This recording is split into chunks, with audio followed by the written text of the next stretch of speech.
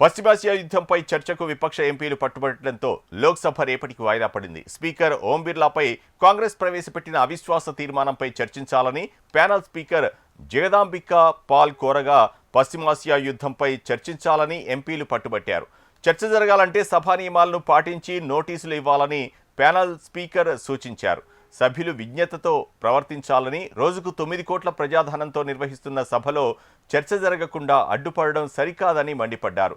అయినా వెల్లోకి వెళ్లి విపక్ష సభ్యులు నిరసన తెలిపారు. దాంతో సభను రేపటి ఉదయం 11 గంటలకు వాయిదా వేశారు ప్యానెల్ స్పీకర్. इररिस्पॉन्सिबल बिहेवियर है, इमेच्योर बिहेवियर है कि आप विपक्ष में होकर के और आपने ऑनरेबल स्पीकर के खिलाफ नो कॉन्फिडेंस मूव किया। वो नो कॉन्फिडेंस आज अप्रूव हुआ है, उसका जवाब आ चुका है। ऑलरेडी फॉरेन मिनिस्टर है गिवन ए स्टेटमेंट। नहीं और मैं only I will allow to mister Javed. ये सदन सरकार चलाना चाहती है, चेयर चलाना चाहती है, लेकिन आप जो आचरण कर रहे हैं, जो इस बिल में आकर के కుకట్పల్లిలో హైడ్రా పునరుద్ధరించిన నల్ల చెరువును సీఎం రేవంత్ ప్రారంభించారు. నల్ల చెరువు వద్ద ఏర్పాటు చేసిన ఇందిరా మహిళా శక్తి స్టాల్స్ ను సందర్శించారు. ప్రస్తుతం రేవంత్ రెడ్డి మాట్లాడుతున్నారు. లైవ్ లో చూద్దాం.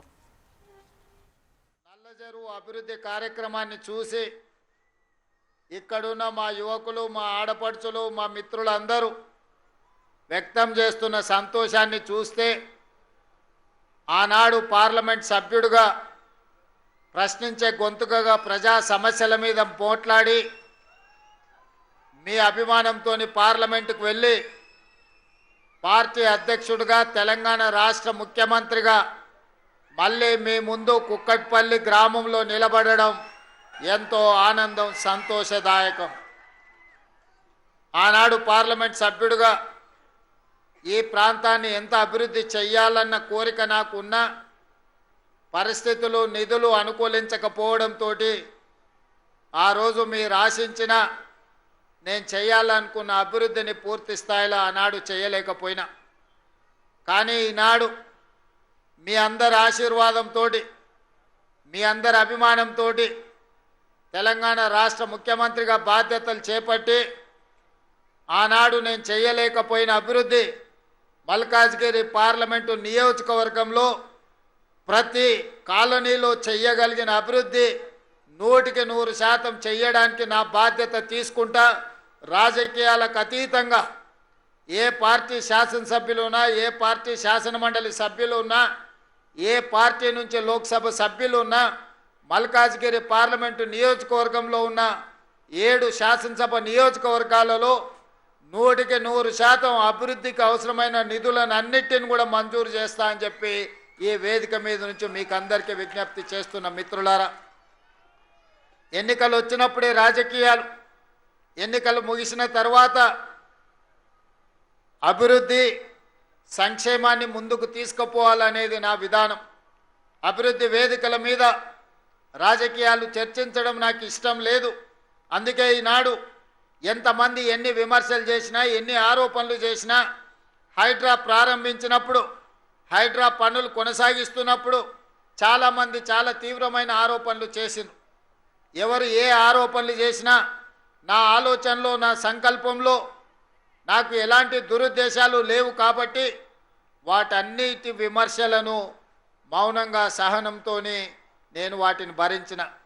ఈనాడు హైడ్రా కమిషనర్ గారు, ఇతర అధికారులు ఈ నల్ల చెరువును చేసిన అభివృద్ధిని చూసిన తర్వాత ఇక్కడున్న వేలాది మంది వాళ్ళ మొహాలలో ఆనందం చూస్తే నాకు పడ్డ తిట్లు నాకు ఆశీర్వాదం కిందనే నేను భావిస్తున్నా. దాటిని తిట్లుగా నేను చూడడం లేదు. మిత్రులారా,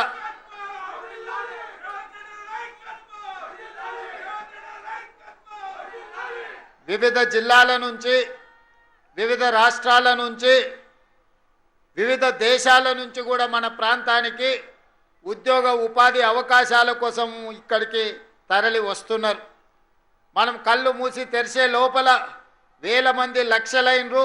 ఇవాళ లక్షల జనాభా 1,34,00,000కు పెరిగిపోయింది అని అంటే ఈ మహానగరం ఈరోజు ప్రపంచంతోనే పోటీ పడే విధంగా ఈరోజు అభివృద్ధి చెందుతున్నది.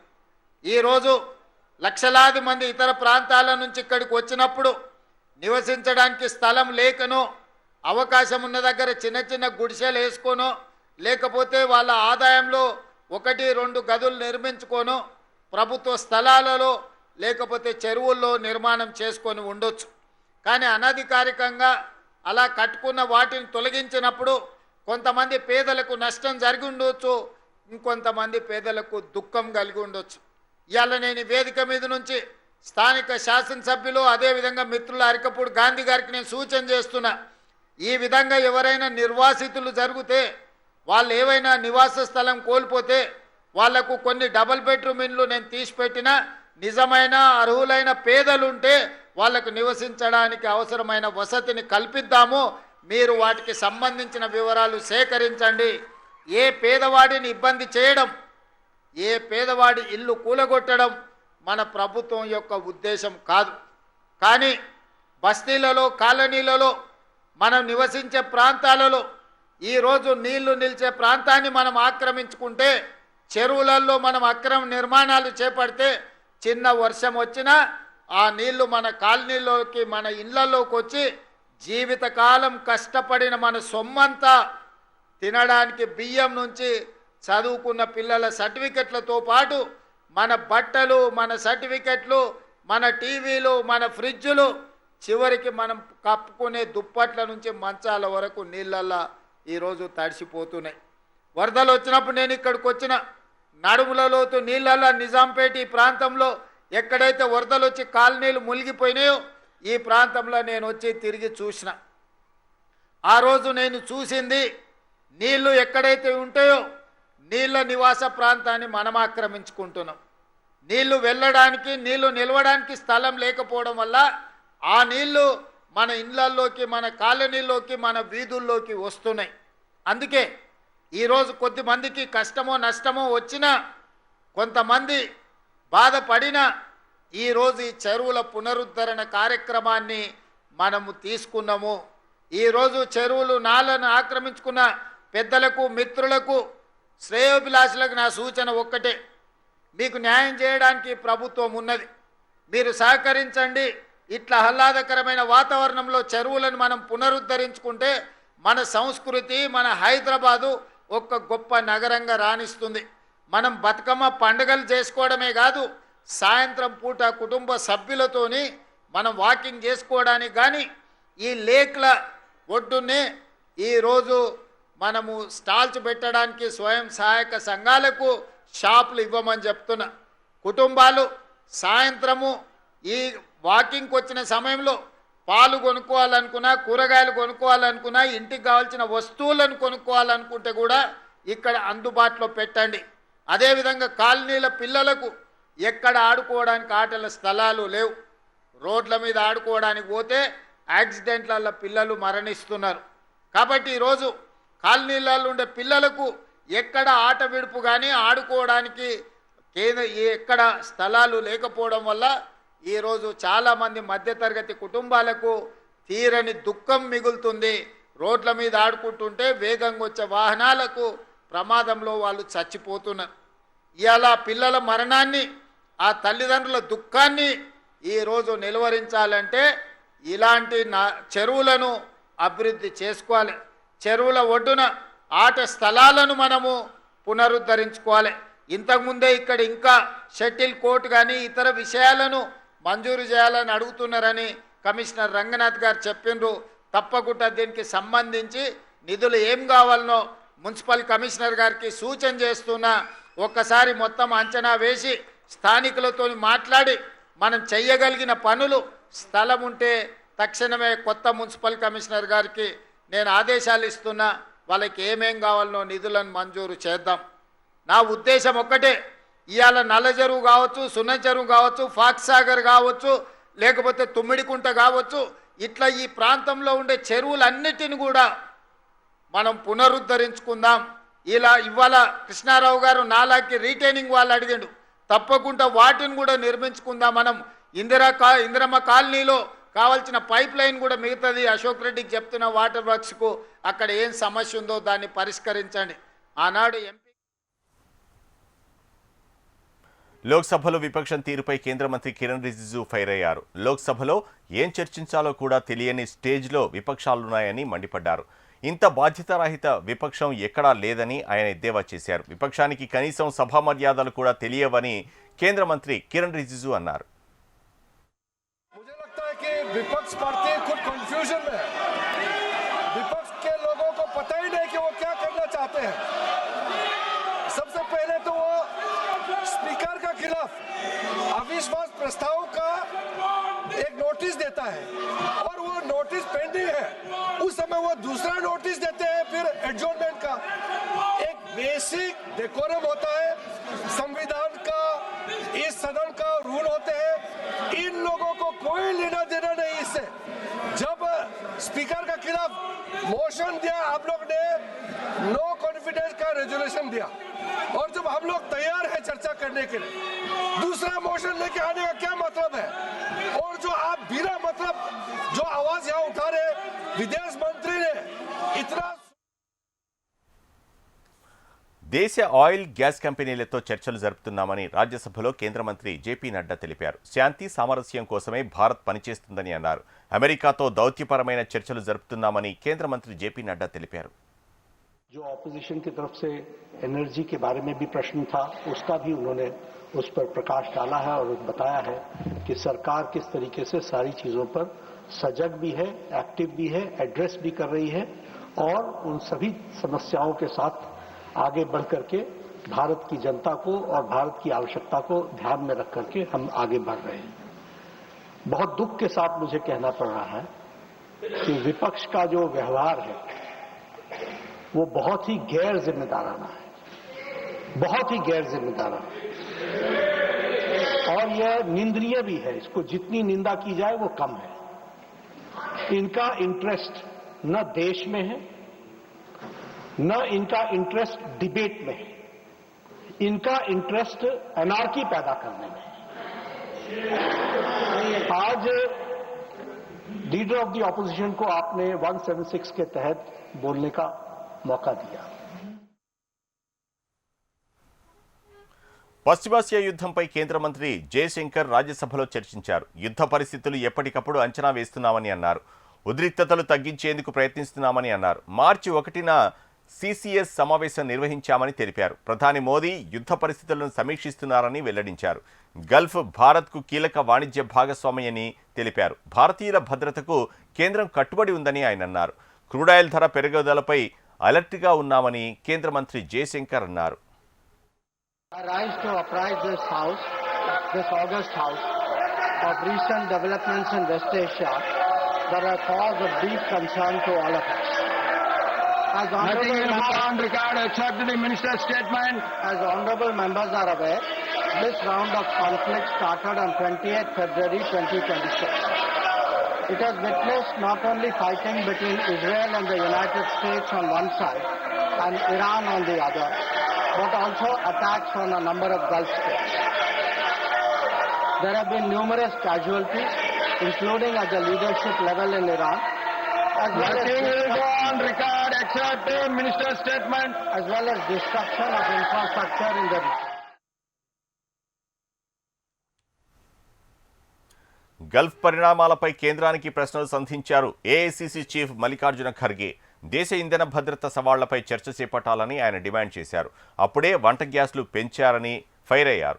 గల్ఫ్లో నివసిస్తున్న 1 కోటి మంది భారతీయులు నివసిస్తున్నారని, వారి పరిస్థితి ఏంటని ఖర్గే ప్రశ్నించారు.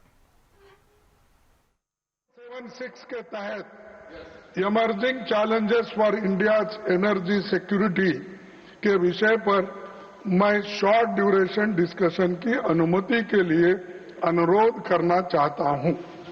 पश्चिमी एशिया में तेजी से बदल रही जियो पॉलिटिकल सिचुएशन अब वहीं तक सीमित नहीं है। इसका असर भारत की एनर्जी सिक्योरिटी पर पड़ रहा है। भारत की छवि और सांख पर भी इसका असर पड़ रहा है। भारत अपनी क्रूड ऑयल की लगभग 55% जरूरतें पश्चिमी एशिया से होने वाले इंपोर्ट से पूरी करता है। कॉन्फ्लिक्ट बढ़ने का सीधा असर हमारे देश में इकोनॉमिक स्टेबिलिटी पर भी पड़ेगा।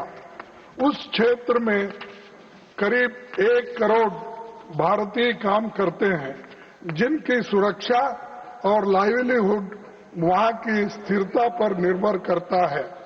हाल ही की घटना में कुछ भारतीय नागरिक मारे गए हैं या लापता हैं। सर, టీవీకే పార్టీ అధినేత విజయ్కి సిబిఐ నోటీసులు జారీ చేసింది. ఈ వ్యవహారం రాజకీయ వర్గాల్లో చర్చనీయాంశంగా మారింది. విజయ్ తన రాజకీయ పార్టీ టీవీకేను ప్రకటించి వచ్చే ఎన్నికలకు సిద్ధమవుతున్న తరుణంలో ఈ సిబిఐ నోటీసులు రావడం ప్రాధాన్యత సంతరించుకుంది. కరూర్ కేసులో మరిన్ని వివరాలు సేకరించేందుకు సిబిఐ అధికారులు విజయ్ను విచారణకు రావాలని కోరుతూ నోటీసులు పంపారు. నోటీసులపై స్పందించిన విజయ్ అధికారులకు లిఖితపూర్వక సమాధానం పంపారు. ప్రస్తుతం ఉన్న బిజీ షెడ్యూల్, ఇతర కారణాల వల్ల మంగళవారం జరగాల్సిన విచారణకు హాజరు కాలేనని విజయ్ స్పష్టం చేశారు. విచారణకు సిద్ధమవడానికి హాజరు కావడానికి తనకు కనీసం 10 రోజుల సమయం కావాలని సిబిఐని కోరారు. గడువు ముగిసిన తర్వాత విచారణకు తప్పకుండా హాజరవుతానని విజయ్ తన లేఖలో పేర్కొన్నారు. విజయ్ అభ్యర్థనపై సిబిఐ సానుకూలంగా స్పందించినట్టు తెలుస్తోంది. విజయ్ కోరిన 10 రోజుల గడువును పరిగణలోకి తీసుకొని విచారణ తేదీని మార్చాలని అధికారులు భావిస్తున్నారు. త్వరలోనే తదుపరి విచారణ ఎప్పుడుంటుందనేది అధికారికంగా ప్రకటించే అవకాశం ఉంది.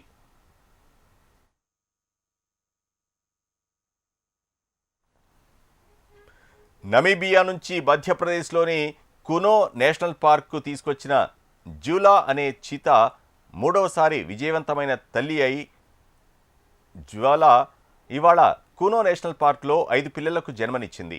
ఈ పుట్టుకతో భారతదేశంలో జన్మించిన అభివృద్ధి చెందుతున్న పులుల సంఖ్య 33కి పెరిగింది. భారత గడ్డపై 10వ విజయవంతమైన చిరుత భారతదేశం యొక్క చిరుత సంరక్షణ ప్రయాణంలో మరొక ముఖ్యమైన మైలురాయి. ఈ విజయం పశు వైద్యులు, ఫీల్డ్ సిబ్బంది, మైదానంలో అవిశ్రాంతంగా పనిచేస్తూనే ఉన్న ప్రతి ఒక్కరి అంకిత భావం, నైపుణ్యం మరియు నిబద్ధతను ప్రతిబింబిస్తుంది. పులుల రాకతో భారతదేశంలో మొత్తం చిరుత జనాభా ఇప్పుడు 53కు చేరుకుంది.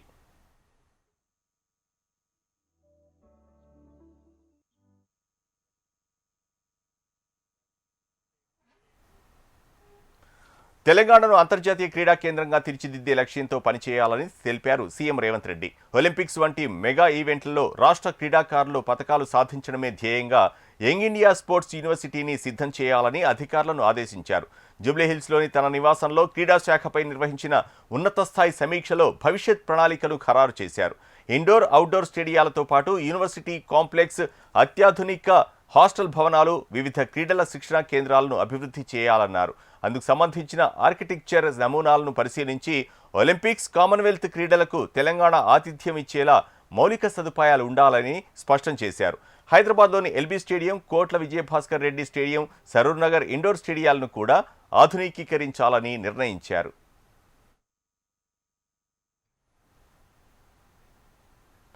తెలంగాణ నుంచి రాజ్యసభ సభ్యులుగా అభిషేక్ మను సింఘ్వి, వేం నరేందర్ రెడ్డి ఏకగ్రీవంగా ఎన్నికయ్యారు. నామినేషన్ గడువు వరకు 2 స్థానాలకు ఒక్కో నామినేషన్ మాత్రమే దాఖలవడంతో ఎన్నికల అధికారి ఇద్దరికి ధృవీకరణ పత్రాలు ఇచ్చారు. రాష్ట్ర ప్రయోజనాలను దృష్టిలో పెట్టుకుని ఏఐసీసీ అభిషేక్ సింఘ్వి, వేం నరేందర్కు అవకాశం కల్పించారన్నారు మంత్రి శ్రీధర్ బాబు. తనకు మద్దతిచ్చిన సిపిఐ, ఎంఐఎం పార్టీలతో పాటు కాంగ్రెస్ శాసనసభ్యులు, ఏఐసీసీ పెద్దలకు కృతజ్ఞతలు తెలిపారు వేం నరేందర్ రెడ్డి. రాష్ట్ర ప్రయోజనాలు, విభజన హామీలపై రాజ్యసభలో పోరాడతానని స్పష్టం చేశారు. ఈరోజు కాంగ్రెస్ పార్టీ అభ్యర్థులుగా అభిషేక్ సింఘ్వి గారిని, అదేవిధంగా వేం నరేందర్ రెడ్డి గారిని అభ్యర్థులుగా డిక్లేర్ చేసిన వెంటనే కాంగ్రెస్ పార్టీకి సంబంధించిన మా శాసనసభ్యులు, అదేవిధంగా మద్దతు పలికిన ఎంఐఎం మిత్రులు, ఈరోజు మద్దతు పలికిన శాసనసభ్యులందరికీ కూడా ఈ సందర్భంలో హృదయపూర్వకంగా కృతజ్ఞతలు తెలియజేస్తూ అభిషేక్ సింఘ్వి గారికి, వేం నరేందర్ రెడ్డి గారికి కూడా మరి కాంగ్రెస్ లెజిస్లేచర్ పార్టీ తరఫున వారికి శుభాకాంక్షలు తెలియజేస్తూ రాష్ట్రానికి సంబంధించి, రాష్ట్ర ప్రయోజనాలకు సంబంధించి, రాష్ట్ర హక్కుల గురించి, రేపు రాబోయే కాలంలో కూడా విభజన చట్టానికి సంబంధించిన ఇంకా పూర్తి చేయలేని అనేక అంశాలపైన రాష్ట్ర ప్రయోజనాలను దృష్టిలో పెట్టుకొని అనుభవం గల ఇద్దరు నాయకులు కూడా ఈరోజు రాజ్యసభలో మన తెలంగాణ ప్రభుత్వ బాణీని వినిపించడానికి మరింత శక్తినిచ్చే కార్యక్రమం. ఆ సందర్భంలో ఇద్దరు అనుభవం గల నాయకులు, ప్రజా జీవితంలో ఉన్న నాయకులుగా, ప్రజా సమస్యలు తెలిసిన వారు, సమస్యల పరిష్కారంలో మరి ఆలోచన చేసేవారు ఈరోజు మరి ముఖ్యమంత్రి రేవంత్ రెడ్డి గారు, అదేవిధంగా పిసిసి అధ్యక్షుల వారు. ప్రత్యేకించి వారు మరి కాంగ్రెస్ పార్టీ పక్షాన ఇద్దరిని కూడా ప్రతిపాదించి దానికి అందరూ కూడా సహకరించి తెలంగాణ సమస్యల మీద తెలంగాణ వాణిని వినిపించే విధంగా రాజ్యసభ లోపట మా కాంగ్రెస్ పార్టీ నాయకత్వం ఆధ్వర్యం లోపట తెలంగాణ సమస్యల మీద ఎప్పటికప్పుడు ఆ సమస్యలను పరిష్కరించే విధంగా కేంద్రంలో కేంద్ర ప్రభుత్వం మీద ఒత్తిడి తెచ్చి ఈ సమస్యలు పరిష్కరించే విధంగా ప్రయత్నం చేస్తానని చెప్పి, ముఖ్యంగా రాష్ట్ర నాయకత్వం శ్రీ రేవంత్ రెడ్డి గారు, మహేష్ కుమార్ గౌడ్ గారు, బట్టి విక్రమార్క గారు, మంత్రివర్గ సహచరులందరూ కూడా వెన్నంటి నిలిచి నన్ను ముందుకు నడిపించే విషయం లోపల మావోయిస్టుల పట్ల రాష్ట్ర ప్రభుత్వం సానుభూతితో ఉందని పిసిసి అధ్యక్షులు మహేష్ కుమార్ గౌడ్ అన్నారు. ప్రస్తుతం వారిపై కేసుల తీవ్రతను పరిశీలించి వాటిని ఎత్తివేసేందుకు అన్ని చర్యలు ప్రభుత్వం తీసుకుంటుందని అన్నారు. మావోయిస్టులు జనజీవన స్రవంతిలోకి వస్తే రాజకీయాల్లో మరింత ప్రాధాన్యత కల్పించేందుకు కాంగ్రెస్ ప్రభుత్వం ప్రత్యేక చొరవ చూపుతోందని అన్నారు. ప్రస్తుతం లొంగిపోయిన వారు కాంగ్రెస్ పార్టీలో చేరాలనుకుంటే చర్చించేందుకు సిద్ధంగా ఉన్నామని మహేష్ కుమార్ గౌడ్ తెలిపారు. నక్సలైట్ల విషయంలో మొన్న మాట్లాడుతూ చెప్పినాను. ఎస్, నేను ఒక నక్సలైట్ బాధితున్నే, కానీ ఇలా సరెండర్ నక్సలైట్ కూడా 35 ఏళ్ళు 45 ఏళ్ళు లేచి అజ్ఞాతంలో ప్రజల కోసం జీవితం గడిపినారు. వారి అంతిమ లక్ష్యం కూడా పేద ప్రజల యొక్క అభ్యున్నతే. కాంగ్రెస్ పార్టీ లక్ష్యం కూడా పేద ప్రజల అభివృద్ధి. ఇద్దరి లక్ష్యం ఒకటే, దారులు వేరు కావచ్చు. అందుకే అన్నాను, ఎవరైనా మావోయిస్ట్ వచ్చి కాంగ్రెస్ పార్టీ ద్వారా ప్రజలకు సేవ చేస్తారంటే ఇంతకన్నా మంచి ప్లాట్ఫామ్ లేదన్నమాట చెప్పిన. వెలుగుమట్ల ప్రాంతంలో రాత్రికి రాత్రి ఇళ్ల కూల్చివేతకు గురైన బాధితులను తెలంగాణ జాగృతి అధ్యక్షురాలు కవిత పరామర్శించారు. నిరాశ్రయులైన కుటుంబాల దీనస్థితిని చూసి ఆమె తీవ్ర ఆవేదన వ్యక్తం చేశారు. ఒక్క ఆడబిడ్డ ఏడిస్తేనే ఆ ఇంటికి మంచిది కాదు, అలాంటిది ఇక్కడ ఇంతమంది ఆడబిడ్డల దుఃఖం చూస్తుంటే కడుపు తరిగిపోతోందని కవిత వ్యాఖ్యానించారు. అధికార మదంతో ఇళ్లను కూల్చివేసిన నాయకులకు ఈ ప్రభుత్వానికి బాధితుల శాపం ఖచ్చితంగా తగులుతుందని ఆమె హెచ్చరించారు. పేదవాడి ఆవేదనను రాజకీయ లబ్ధి కోసం వాడుకోవద్దని సూచించారు. బాధితులను పరామర్శించేందుకు వస్తున్న కొందరు నాయకులపై ఆమె విమర్శలు గుప్పించారు. ఇది పేదవాడి జీవితకాలపు ఆవేదన అని, కానీ కొందరు నాయకులకు ఇది ఎగ్జిబిషన్లా కనిపిస్తోందని ఎద్దేవా చేశారు.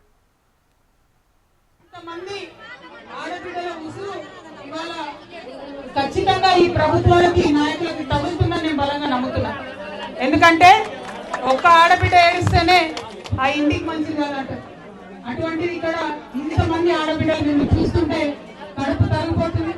చిన్న చిన్న పిల్లలు ఎత్తుకొని ఎగ్జామ్స్ జరుగుతున్నాయి, ఒక పక్కన స్కూళ్ళలోకి వాళ్ళు వెళ్ళి పరీక్షలు రాయాలి. ఇల్లు మంచిగా ఉండి అంత మంచిగా ఉంటే కూడా పిల్లలు ఎగ్జామ్ రాయడానికి టెన్షన్ పడతారు. అట్లాంటిది రాత్రికి రాత్రి బుల్డోజర్లు వచ్చి కొట్టి పడేసి పుస్తకాలతో సహా మొత్తానికి నేలమట్టం చేశారు మీ ఇళ్ళని. అవి చూస్తుంటే చాలా బాధ అనిపించింది. కానీ అనేక మంది వచ్చిపోయిన ఏదో టూరిస్టులు వచ్చిపోయినట్టు, ఎగ్జిబిషన్ చూడడానికి వచ్చిపోయినాడు. ఎగ్జిబిషన్ అయ్యేదేమన్నా కాదు కదా, మన దుఃఖం కదా. వెలుగుమట్ల భూదాన్ బాధితులకు న్యాయం చేయాలని డిమాండ్ చేస్తూ తెలంగాణ జాగృతి చేపట్టిన మహాధర్నా ఉద్రిక్తతకు దారితీసింది. బాధితులకు మద్దతుగా జాగృతి అధ్యక్షురాలు కవిత, ధర్మ సమాజ్ పార్టీ రాష్ట్ర అధ్యక్షుడు విశారదన్ మహారాజ్ ధర్నాకు దిగారు. ఈ క్రమంలో కవితను పోలీసులు అరెస్టు చేసేందుకు ప్రయత్నించగా జాగృతి కార్యకర్తలు పోలీసులకు మధ్య వాగ్వాదం చోటు చేసుకుంది. మరోవైపు భూదాన్ బాధితులకు పోలీసులకు కూడా వాగ్వాదం జరగగా పోలీసులపై మహిళలు తిరగబడ్డారు. ఉద్రిక్తతల నడుమ కవితను అరెస్టు చేసిన పోలీసులు కూసుమంచి పోలీస్ స్టేషన్కు తరలించారు. అయితే మహిళా కానిస్టేబుళ్లు లేకుండా కవితను అరెస్టు చేసి తరలించారని జాగృతి నేతలు పోలీసుల తీరుపై మండిపడుతున్నారు.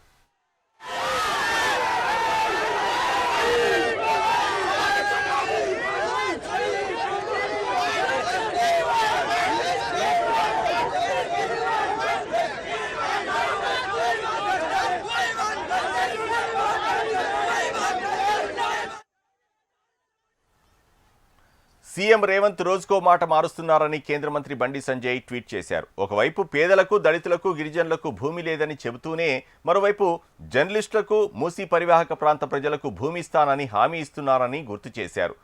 పెన్షన్లు క్లియర్ చేయడానికి ప్రభుత్వం దగ్గర డబ్బులు లేదంటూనే ఓవైసీ ఒక పిలిపిస్తే మూసీ ప్రాజెక్టుకు వేల కోట్ల రూపాయలు సమీకరిస్తామని చెబుతున్నారని తెలిపారు. కాలేజ్ విద్యార్థులకు ఫీజు రియంబర్స్మెంట్ పెండింగ్లో ఉన్నా కానీ అమ్మాయిలకు ఉచిత ఈవీ స్కూటీలు ఇస్తామని కొత్త హామీలు సీఎం రేవంత్ ఇస్తున్నారని కేంద్ర మంత్రి బండి సంజయ్ అన్నారు.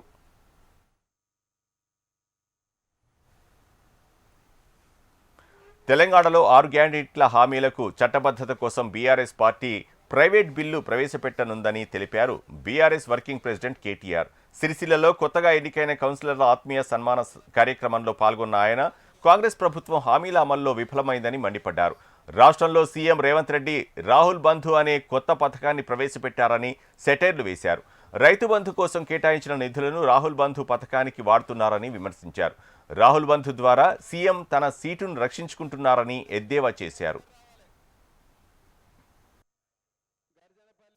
రాష్ట్రం మొత్తం రైతులందరూ ఒకటే మాట అనుకుంటున్నారు, రైతు బంధు బంద్ అయింది, రైతు బంధు బంద్ పెట్టింది కాంగ్రెస్ ప్రభుత్వం. కానీ కొత్త పథకం తెచ్చిండు ముఖ్యమంత్రి రేవంత్ రెడ్డి గారు. కొత్త పథకం, బ్రహ్మాండమైన పథకం తెచ్చిండు. ఆ పథకం పేరేందో ఎరికేనా మీకు? రైతు బంధు లేదట, కానీ రాహుల్ బంధు ఉందట. రాహుల్ బంధు. రాహుల్ బంధు అంటే ఎరికేనా? సంవత్సరానికి 1000 కోట్లు రాహుల్ గాంధీకి ఇచ్చే రాహుల్ బంధు ఒకటి మాత్రం పక్కా ఉన్నది. కేంద్ర మంత్రి మాజీ మంత్రి కావూరి సాంబశివరావు కన్నుమూశారు. 82వ ఏట తన తుదిశ్వాస విడిచారు. 1943 అక్టోబర్ 1న జన్మించిన కావూరి సాంబశివరావు వరంగల్ ఎన్ఐటీలో ఉన్నత విద్యను అభ్యసించారు. వ్యాపారవేత్తగా, రాజకీయ నాయకుడిగా రాణించారు. కాంగ్రెస్ నుంచి 5 సార్లు ఎంపీగా పనిచేసిన సాంబశివరావు మచిలీపట్నం, ఏలూరు నియోజకవర్గాల నుంచి లోక్సభకు ప్రాతినిధ్యం వహించారు. 8, 9, 12, 14, 15వ లోక్సభ ఎన్నికల్లో ఎంపీగా ఎన్నికైన సాంబశివరావు మన్మోహన్ కేబినెట్లో జౌళి శాఖకు కేంద్ర మంత్రిగా వ్యవహరించారు. 2013లో కేంద్ర మంత్రిగా బాధ్యతలు చేపట్టిన ఆయన తెలంగాణ ఏర్పాటుకు వ్యతిరేకంగా 2014లో కాంగ్రెస్ను వీడారు. తన కేంద్ర మంత్రి పదవికి కూడా రాజీనామా చేశారు. ఆ తర్వాత కాంగ్రెస్ టికెట్పై పోటీ చేయనని ప్రకటించి బీజేపీలో చేరారు.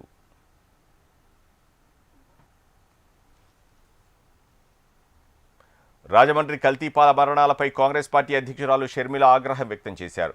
కిమ్స్ హాస్పిటల్లో చికిత్స పొందుతున్న కల్తీపాల బాధితులను పరామర్శించారు. కల్తీపాల వల్ల మృతి చెందిన వాళ్లని ముమ్మాటికి ప్రభుత్వ హత్యలేనని ఆమె ఆరోపించారు. ప్రజల ఆరోగ్యం పట్ల ప్రభుత్వానికి శ్రద్ధ లేదని మండిపడ్డారు. రాజకీయ ప్రయోజనాల కోసమే ప్రభుత్వాలు వెంపర్లాడుతున్నాయని మండిపడ్డారు.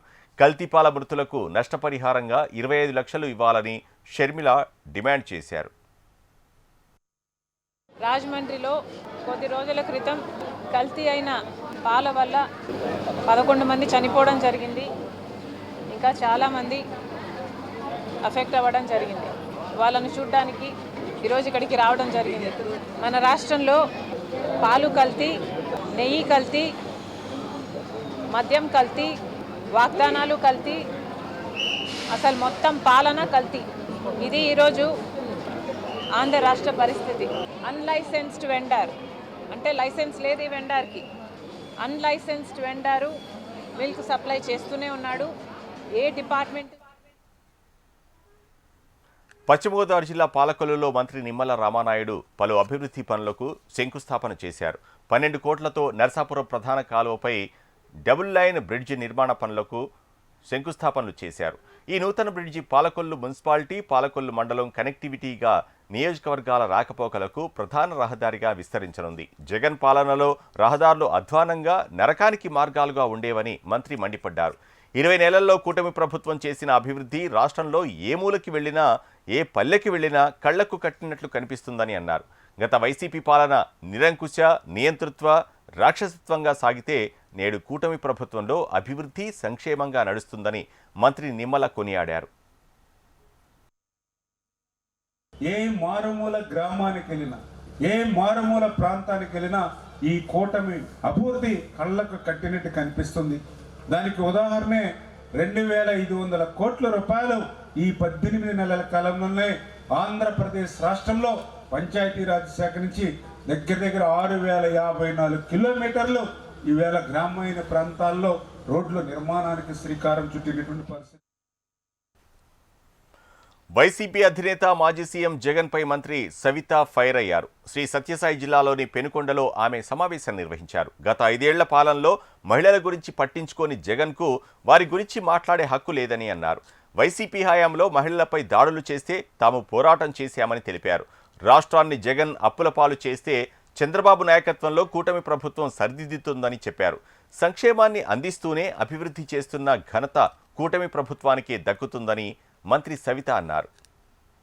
జగన్మోహన్ రెడ్డి గారు చంద్రబాబు నాయుడు గారి గురించి కానీ, బీసీ వర్గాల గురించి కానీ, ఈ రాష్ట్రం గురించి కానీ, ముఖ్యంగా మహిళల గురించి ఏ రోజు మరి జగన్మోహన్ రెడ్డి గారు మాట్లాడలేదు. మరి జగన్మోహన్ రెడ్డి గారు నిన్న మాట్లాడుతున్నారు, చంద్రబాబు నాయుడు గారు మహిళా ద్రోహి, మహిళలకు ఏమీ చేయలేదు అని జగన్మోహన్ రెడ్డి గారు మాట్లాడారు.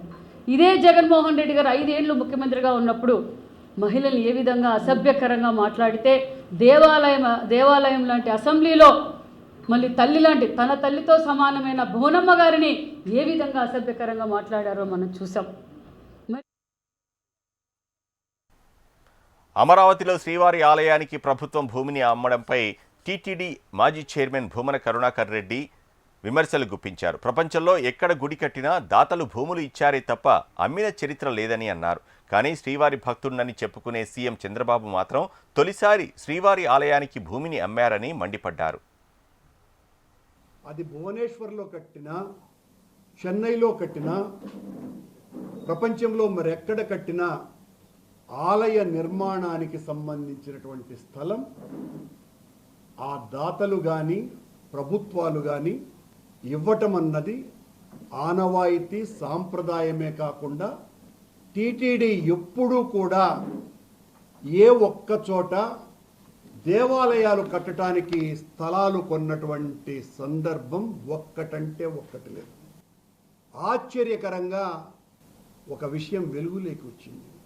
నిత్య పూజా గరిష్ఠుడైన స్వామివారి పట్ల అకుంఠిత దీక్ష దక్ష పూజా దురంధరుడైన అనునిత్యము స్వామి నామస్మరణ లేనిదే బయటికి కూడా రానటువంటి మన గౌరవ ముఖ్యమంత్రి చంద్రబాబు నాయుడు గారు. ఇవి బులెటిన్ అప్డేట్స్. చూస్తూనే ఉండండి HM TV.